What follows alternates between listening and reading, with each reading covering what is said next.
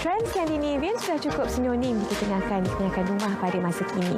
Namun, bagaimanakah trend ini dapat digabungkan dengan konsep bohemian?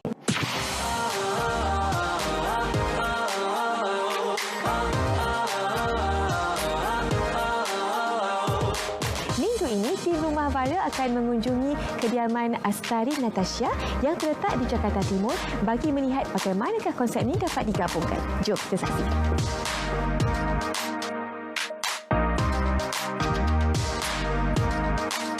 Assalamualaikum.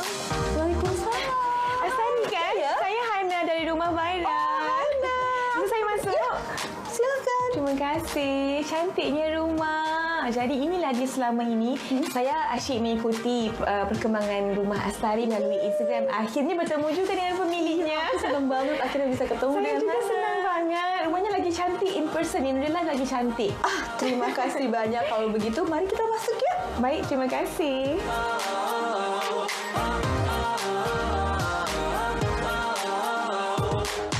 Oke, Hana, boleh silakan Terima Dagu. kasih.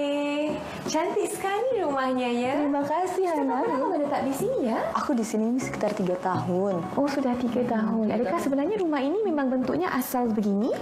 Jadi ada sedikit perubahan yang aku gunakan. Jadi waktu pas aku pertama kali masuk di sini, ini rumah kecil sekali aku lihatnya. Karena memang kan luas tanahnya sendiri 90 meter persegi. Oh, hanya 90 meter persegi. Jadi terus aku lihat warna catnya juga gelap, kusennya juga warnanya coklat tua. Jadi aku pikir-pikir gimana ya caranya supaya rumah aku kelihatan lebih luas. Maka aku pilih warna putih dan abu-abu. Pemilihan warna putih ya satu. Kemudian kamu juga memilih konsep Scandinavian Bohemian. Iya. Banyak-banyak konsep. Mengapa Scandinavian Bohemian yang kamu pilih? Jadi untuk Bohemian sendiri aku baru menerapkan sekitar 1 tahun belakangan ini karena aku mulai tertarik nih melihat tanaman-tanaman indoor. Lalu aku jalan-jalan ke Bali juga aku melihat kok bagus ya kalau diterapkan di rumah sendiri gitu, terlihat lebih nyaman, lebih santai gitu.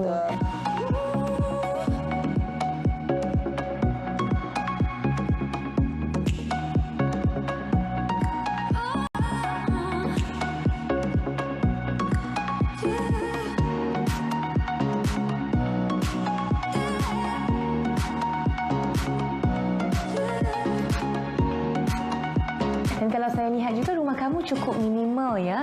Dari segi barang perhiasan juga perabotnya memang cukup sederhana. Iya, Mengapa itu? Itu strategi dari aku supaya kelihatannya lebih luas. Karena kan kalau aku menerapkan yang American Classic gitu, itu terlalu berat untuk di rumah aku yang kecil ini gitu. Betul. Dan tambahan pula kan kamu juga punya anak 2 orang kan yang masih kecil-kecil Iya. kan? Makanya itu aku pilih juga furniture-nya yang aman seperti ini, nggak ada sikunya jadi nggak tajam. Ya. Seperti itu. Saya sering melihat ya di Instagram kamu sering sekali ya penggambaran dilakukan di sini ya. Sejak bila sebenarnya rumah kamu ini mula dikenali dan bagaimana reaksi kamu bila rumah ini mula dikenali orang ramai? Jadi perjalanannya itu mulai dari 3 tahun yang lalu di mana ada majalah yang meliput rumah aku. Pertama aku kaget, sepertinya rumah aku biasa-biasa aja kok. Ternyata ada ya yang berminat gitu. Di situ mulai dari situ lebih banyak lagi yang datang untuk meliput, mulai dari stasiun TV dan akhirnya ada beberapa produser yang ingin syuting di sini untuk iklan, untuk film seperti itu. Jadi sepertinya membawa keberkatan juga ya, membawa rezeki ya juga kepada keluarga kamu kan? Iya betul. Sebenarnya ini idea daripada siapa? Adakah idea daripada kamu sendiri ataupun mungkin suaminya juga ada membantu? Pure dari aku sendiri. Memang gitu. aslinya dari kamu ya? Iya. Jadi suaminya nggak membantah? Suami aku terima aja. Dan kebetulan memang aku kasih yang enggak yang terlalu Feminim mungkin. Feminim gitu. Jadi untuk anak masuk, untuk anak laki-laki, untuk suami aku masuk gitu. Untuk aku juga nggak terlalu maskulin seperti Ya, itu. betul. Saya sebenarnya cukup tertarik dengan ruang yang di luar rumah kamu ini. Di mana kalau biasanya kalau di Malaysia kan, ruang tamu dengan ruang keluarga itu di dalam rumah Digabung kan? jadi satu, Digabung jadi ya. satu. Tapi kalau yang di sini ruang tamunya di luar ya? Iya, jadi kalau untuk di Indonesia sendiri hampir semua rumah itu ruang keluarga dan ruang tamu itu dipisahkan. Biasanya itu ruang tamu itu dipisah oleh tembok, tapi karena rumah aku kecil, jadi aku siasati dengan adanya kaca di sini, jadi terlihat lebih luas.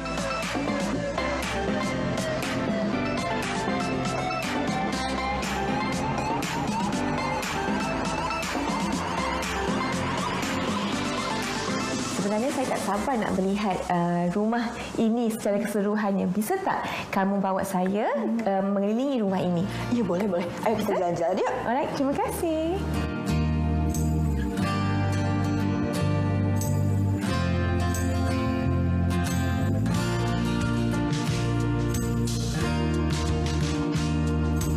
Kalau dalam rumah ini banyak-banyak sudutnya, sudut mana yang menjadi kegemaran kamu? Ini yang kita lagi duduk Di sini dapur. Iya. Mengapa tu? Karena aku suka masak. Nah, suami sama anak aku kebetulan suka sama masakan aku, padahal biasa-biasa aja. Jadi daripada air tangan isteri gitu kan? Daripada nggak makan kayaknya. Betul.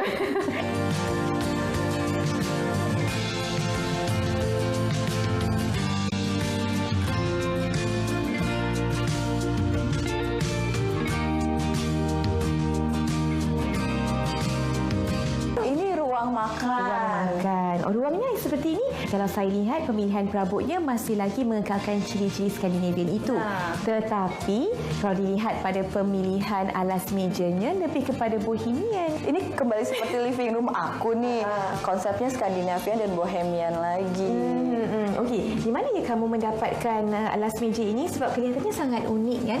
Dan sepertinya ia dikait Rajut handmade. satu-satu. Ya. Handmade dari mama aku. Oh, ini sentuhan mamanya. Iya, dari mama aku. Ini sekitar aku masih kecil, udah lama banget, dan aku nggak nyangka ternyata bisa aku aplikasikan buat rumah aku. Aduh, sentimental banget kok. Makanya suka banget di sini. Dia sangat sentimental ya sebab dia menggunakan alas meja yang dikait sendiri oleh ibunya. Kalau saya pun saya rasa macam begitu peribadi sebenarnya. Jadi dia sedikit menambahkan ruang ini lebih personal ya.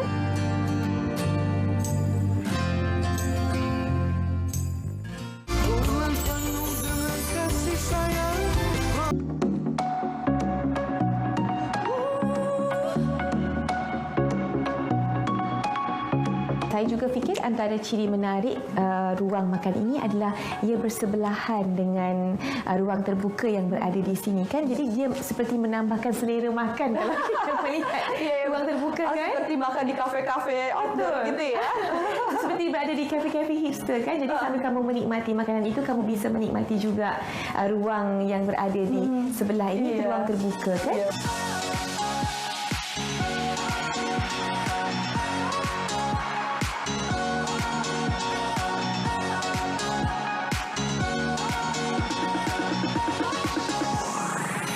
Jadi inilah dia ruang terbuka bagi kediaman Astari. Masih lagi mengekalkan ciri-ciri bohemian dan juga Skandinavian. Tapi yang menariknya, yang ruang di belakang ini ya, hiasan belakang ini sebenarnya mendapat sentuhan pemiliknya iaitu Astari. Bisa ceritakan enggak sebenarnya siapa yang membuat perhiasan ini?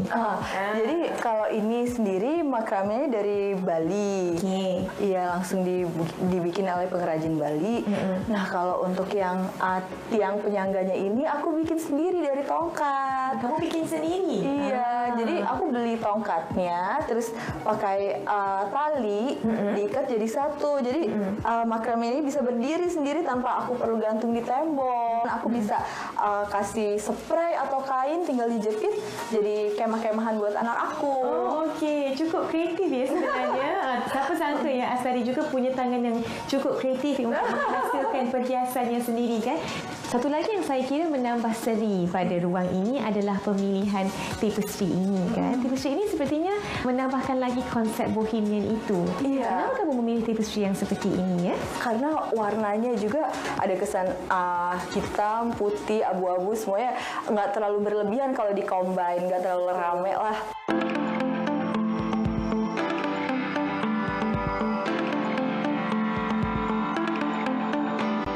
Bila saya melihat ruang terbuka ini, sepertinya bila saya lihat ke atas kan, kamu tidak menutup dengan bumbung ya, malahan kamu menutup dengan something yang agak transparent supaya matahari bisa masuk dalam Iya, betul.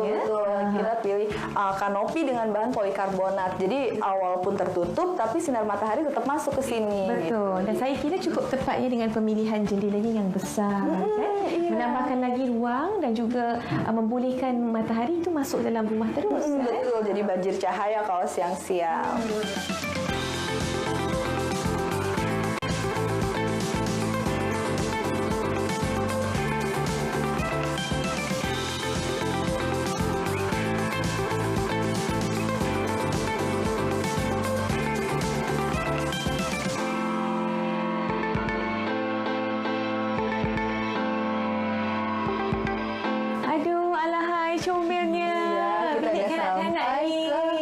beranak. Bila saya lihat kan kamar ini, saya rasa seperti inilah konsep Skandinavia dalam arti kata yang sebenar. Oh, ya ini konsepnya Skandinavia. Semurni-murninya ya.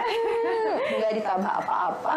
Betul. Dan saya lihat kamu juga lebih gemar untuk memilih konsep yang tidak ada gender bias. Iya, betul. Tidak terlalu feminin. Tidak juga maskulin. Iya.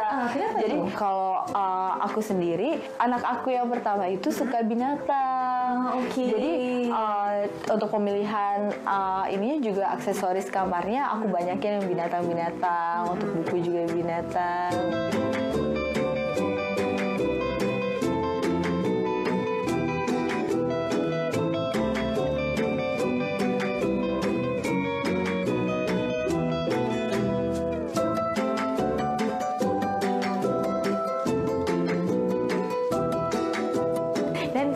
Kebiasaannya kan ibu bapa kan mereka ini gemar memilih warna-warna yang terang kan untuk memilih anak-anak. Tapi sebenarnya tidak semestinya begitu kan? Kalau aku pribadi, aku pilih yang warnanya earth tone kayak gini supaya nggak terlalu ramai. Jadi kalau misalnya anak istirahat pun lebih nyenyak gitu, lebih nyaman untuk beristirahat lah dengan warna yang lebih mendamaikan, lebih nyaman. Jadi kepada ibu bapa dekat luar sana, tidak perlu takut ya untuk memilih warna-warna monokrom seperti ini untuk bilik anak-anak mereka.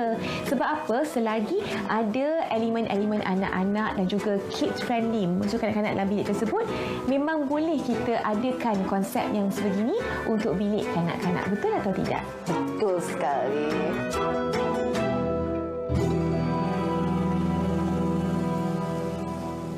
Okey, jadi di aras bawah itu kan ada kamar kecil ataupun tandas yang kamu desain juga ya. Cukup menarik ya. Bisa kamu ceritakan tak sebenarnya apa idea ataupun ilham di sebalik desain tandas yang sebegitu? Jadi kembali lagi ke konsep rumah kami, yaitu lebih ke arah dominan warna monokrom ya. Jadi aku juga terapin di kamar mandi dengan cara menggunakan tegel motif yang berwarna monokrom itu. Terus juga di situ kita bisa lihat ada sedikit tanaman ya. Ada artificialnya, ada tanaman real juga. Nah itu juga supaya untuk mempercantik kamar mandi itu sendiri. Gitu. Secara keseluruhannya, walaupun mungkin renovasi yang kamu lakukan agak minimal kan, tetapi di masa hadapan apa perlu penambahan ataupun yang perlu kamu tambah untuk ruang-ruang yang baru untuk rumah ini? Sebenarnya sih yang jadi concern aku nanti ke depannya, anak aku kan yang satu masih baby, masih tidur sama orang tua lah ya. Jadi nanti mungkin ke depannya aku bikin kamar yang baru buat anakku yang kecil, ataupun kamar ini bisa untuk berdua mereka gitu.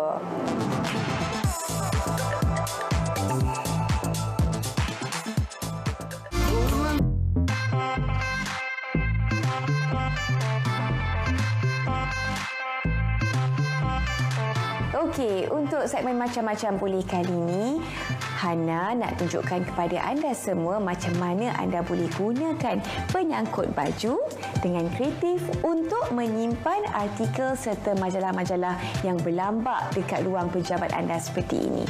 Okey, senang saja. Masukkan majalah seperti ini.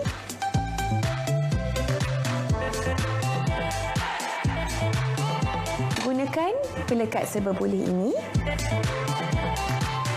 Dekatkan di dinding.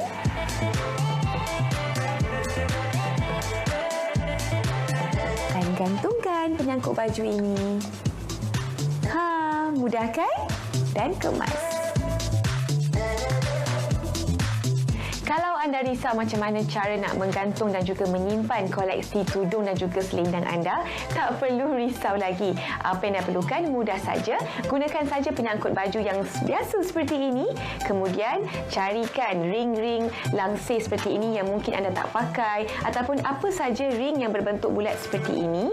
Gunakan kipas pengikat dan ikat sahaja ring langsir ataupun ring-ring tersebut pada permukaan penyangkut baju ini, dan kemudian anda bolehlah menggantungkan ke semua koleksi tudung dan juga hijab anda seperti ini. Kemas dan mudah, tambah lagi praktikal.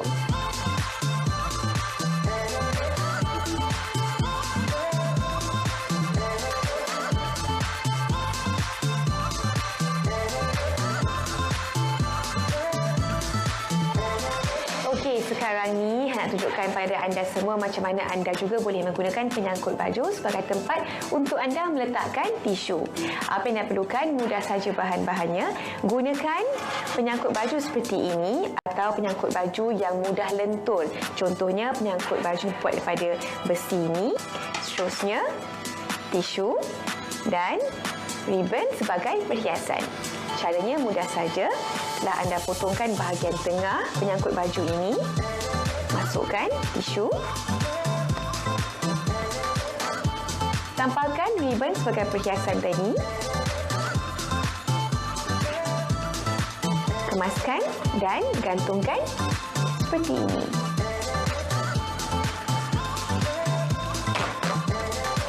Kreatif kan?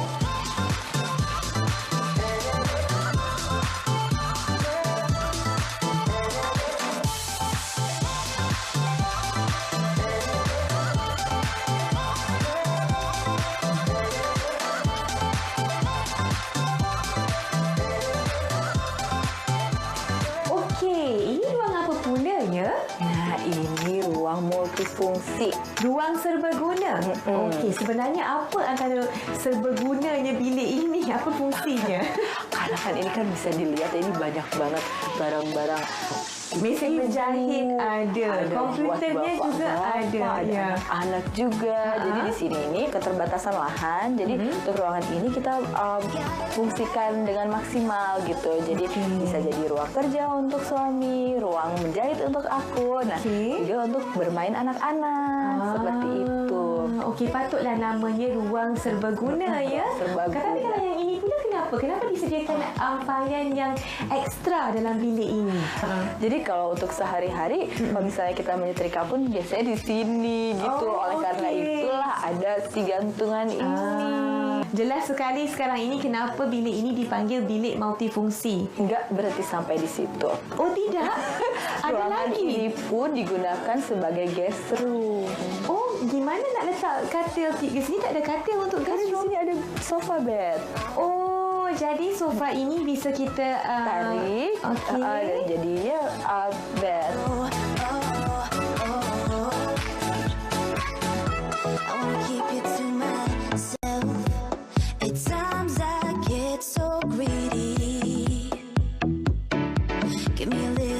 Jadi sebenarnya kamu telah berikan saya idea.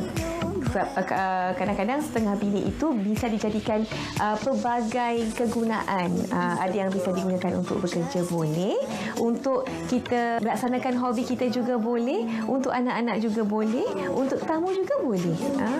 Kembali lagi pemilihan furniture-nya harus yang simple aja. Okay. Itu tipsnya ya. Okay. Gotta have your love.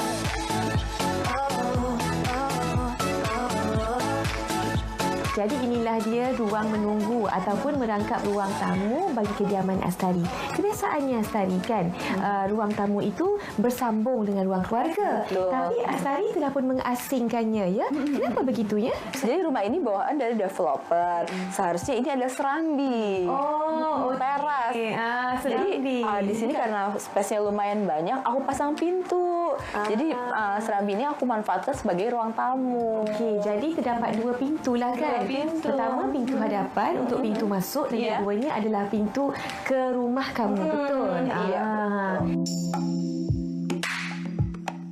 Okey, inilah dia ruang Astaka yang sebahagiannya dijadikan sebagai mini garden oleh kediaman Astari. Astari, saya cukup sukakan konsep ini ya, di mana kamu menggunakan tumbuh-tumbuhan sebagai penghalang ya dan pembagi di antara kamu dengan jiran rumahnya ya. Kenapa kamu menggunakan penghalang yang lebih alami gitu berbanding dengan ialah yang patut dibina kan? Pagar dan sebagainya. Jadi supaya rumah ini terlihat lebih teduh, terus lebih fresh lah ya. Sekalian juga kan bisa memproduksi udara yang lebih baik lagi. Betul, jadi aku pakai si pohon ini. Ya, betul. Dan saya juga sukakan pemilihan perabot yang dipilih ya untuk kawasan luar mini garden ini. Simple. Di mana kamu mendapatkan perabot ini? Aku custom. Oh, di custom. online shop. Maknanya ditempah khas ya. Dan masih lagi mengekalkan konsep bohemian itu kan. Iya, Bohemian betul. dan juga Scandinavian ya. Saya iya, bayangkan iya. kalau petang-petang kan sambil kita menghirup teh. Ngobrol-ngobrol Betul, sambil kan? lihat anak-anak main di Ya, sini. betul. Cukup dan mendamaikan. Iya, Kata betul. orang. Jadi gimana ya kamu menyusun atur tumbuh-tumbuhan ini kan dengan kamu membuat pemilihan seperti ada pasu yang disusun pada perabot yang sesuai kan? Iya, iya. Jadi kalau untuk tanaman-tanaman ini sendiri kita pisah-pisahkan nih. Ada yang untuk kaktus aku bikin satu rak. Terus untuk tanaman-tanaman yang berbunga, untuk tanaman yang lainnya aku taruh di sini. Gitu. Dan saya sebenarnya cukup suka juga pemilihan tiling yang dipilih untuk ruang luar ini. Iya, ya. iya, Kamu iya. masih lagi mengekalkan warna kelabu Dan juga warna putih. Iya, jadi dari fasad rumah pun udah kelihatan ya dominannya apa. Ya betul. Saya kira memang ini adalah waktu yang terbaik untuk kita duduk-duduk aja sambil menghirup teh kan sekarang. Tuh, ayo boleh. Mari kita.